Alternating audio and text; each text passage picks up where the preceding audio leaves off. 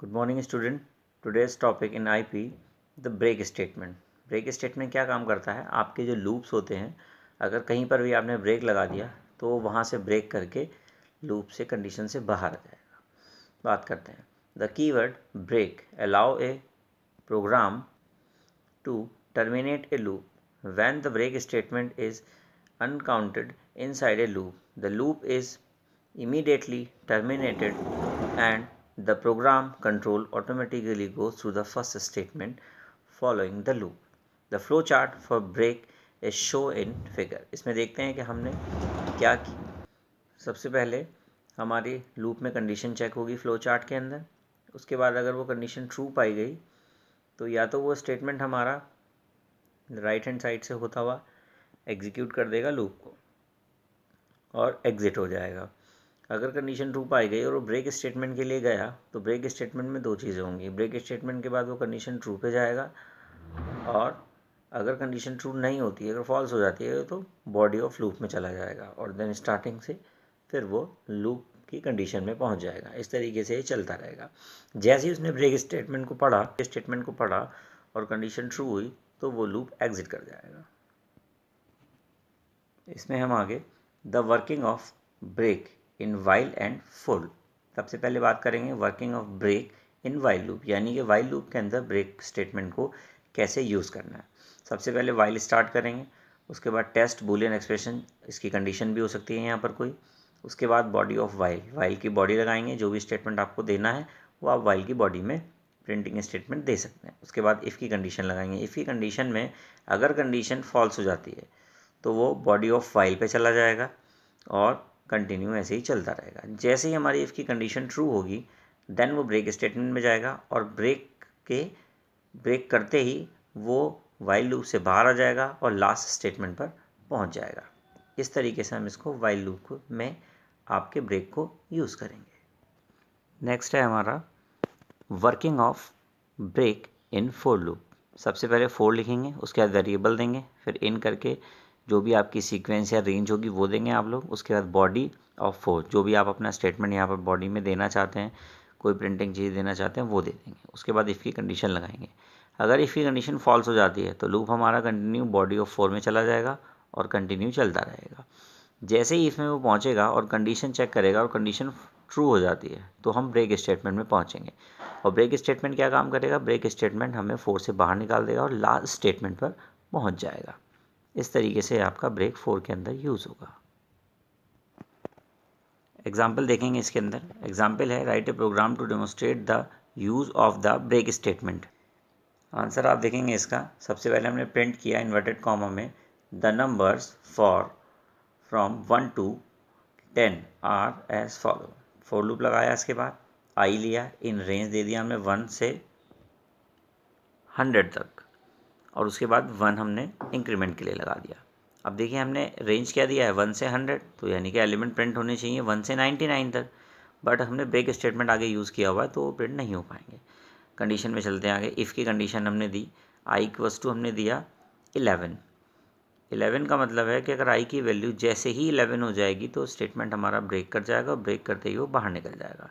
अगर ऐसा नहीं हो पा रहा है तो वो एल्स वाले पोर्शन में जाएगा और प्रिंट करेगा आई की वैल्यू को और स्पेस दे करके नेक्स्ट रेंज में बढ़ जाएगा। अभी क्या होगा, सबसे पहले हमारा लूप चलेगा 1 के लिए कंडीशन फॉल्स हो जाएगी इफ़ की, तो वो आई की वैल्यू 1 प्रिंट करेगा, फिर 2 3 4 5 कंटिन्यू 10 प्रिंट करेगा। जैसे ही वो नीचे 10 प्रिंट करके ऊपर जाएगा और वैल्यू आपकी 11 हो जाएगी फिर वो इफ़ कंडीशन में पहुंचेगा। इफ़ कंडीशन में आप देखेंगे कि आई इक्वल्स टू 11 हो गया है।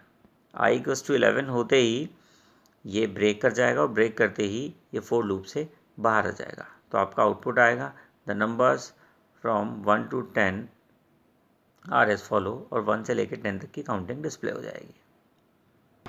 नेक्स्ट है हमारा इसमें कंटिन्यू का मतलब होता है कि अगर कोई कंडीशन आपने दी और स्टेटमेंट दे दिया और कंटिन्यू चल रहा है तो वो कंटिन्यू उसको एग्जीक्यूट करता रहेगा। इसमें देखते हैं the continue statement is opposite of the break statement. When continue is uncounted within a loop, the remaining statement within the body are skipped, but the loop condition is checked to see if the loop should continue और exit. इसका मतलब है कि जब हमारे पास में continue की statement check हो जाएगी और कंटिन्यू एग्जीक्यूट कर जाएगा, तो वो बार बार ही एक ही स्टेटमेंट को प्रिंट करता रहेगा और जो बाकी के स्टेटमेंट हमें लिख रखे हैं उनको वो एग्जीक्यूट ही नहीं करेगा और कंडीशन या तो कंटिन्यू चलती रहेगी या फिर वो लूप से एग्जिट कर जाएगा। इसमें आप देखेंगे फ्लो चार्ट में हमने कंडीशन चेक कराई, अगर कंडीशन फॉल्स है तो लूप हमारा एग्जिट कर जाएगा, कंडीशन ट्रू है तो वो नेक्स्ट इफ़ की कंडीशन के लिए चेक करेंगे हम लोग उसको, कंटिन्यू अगर ओके करता है तो येस जाएंगे और फिर कंडीशन फिर से चेक होगी, फिर अगर ट्रू कर दिया और इस बार कंटिन्यू नो हो गया तो फिर वो लूप की बॉडी के अंदर चला जाएगा और इसी तरीके से लूप पूरा एग्जीक्यूट करेगा। जब तक कंडीशन फॉल्स नहीं हो जाएगी, जब तक हमारी कंडीशन फॉल्स नहीं हो जाएगी तब तक लूप एग्जीक्यूट नहीं करेगा। कभी कभी ऐसा होता है कि ये हमारे पास इनफाइनाइट की कंडीशन में चले जाते हैं कंटिन्यू को लेकर, कंटिन्यू इनफाइनाइट की कंडीशन को एग्जीक्यूट करा सकता है।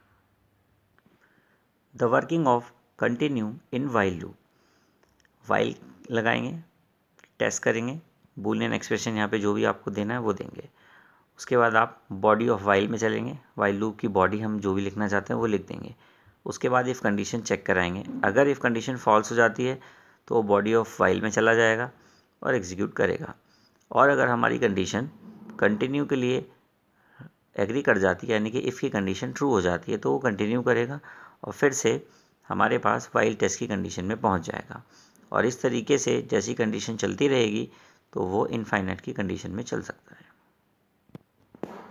The working of continue in for loop, इसमें हम फोर लूप लगाएंगे, वेरिएबल लगाएंगे इन, फिर रेंज फंक्शन जो हम लोग यूज़ करते हैं, सीक्वेंस जो भी आपकी होगी वो लगा देंगे, बॉडी ऑफ फोर लूप लगाएंगे, इफ़ कंडीशन देंगे, कंडीशन अगर फॉल्स है तो बॉडी ऑफ फोर में जाएगा, स्टेटमेंट एग्जीक्यूट करेगा और कंटिन्यू चलेगा। जैसे ही हमारी कंडीशन इफ़ में पहुंचेगी और कंडीशन ट्रू हो जाएगी तो वो कंटिन्यू पे पहुंच जाएगा और कंटिन्यू उसको कहाँ ले जाएगा, फोर वेयर स्टार्टिंग में ले जाएगा और ये कंडीशन इनफाइनाइट एग्जीक्यूट होती रहेगी। Demonstrate the use of continue keyword, इसमें हम देखेंगे फोर लूप लगाया, आई नाम का एक वेरिएबल है, इन रेंज है हमारी 1 से 11 तक और इंक्रीमेंट है 1 का। इफ़ की कंडीशन में हमने कहा कि आई इक्वल्स टू 5, अगर 5 हो जाएगा तो वो कंटिन्यू चला जाएगा, ठीक है। देन हम चेक करेंगे, प्रिंट करेंगे आई की वैल्यू कितनी थी 1, तो प्रिंट होती चली जाएगी, 1 के लिए कंडीशन ट्रू होगी, प्रिंट हो जाएगी। इफ़ की कंडीशन 1 के लिए फॉल्स होगी, फिर 2 के लिए इफ़ की कंडीशन फॉल्स हो जाएगी, फिर 3 की फॉल्स, फिर 4 की फॉल्स, 1 2 3 4 तक तो ईजिली प्रिंट हो जाएगा। जैसे ही आई की वैल्यू 5 हो जाएगी और इफ़ की कंडीशन आई इक्वल्स टू 5 होने के लिए चेक जाएगी तो वो कंडीशन ट्रू हो जाएगी और वो कंटिन्यू को एग्जीक्यूट कर देगा। जैसे ही कंटिन्यू एग्जीक्यूट होगा तो 5 के बाद वो क्या हो जाएगा, आपका 6 हो जाएगा, देन उसके बाद 6 प्रिंट होगा, फिर 7, फिर 8, फिर 9, फिर 10। अगर ऐसी कंडीशन में एक चीज़ मैं बताना चाहूँगा यहाँ पे कि ऐसी कंडीशन में अगर हमारा इंक्रीमेंट नहीं है और हमने आई की वैल्यू फर्स्ट टाइम ही 5 दे दी है तो वो इनफाइनाइट की कंडीशन में जाएगा।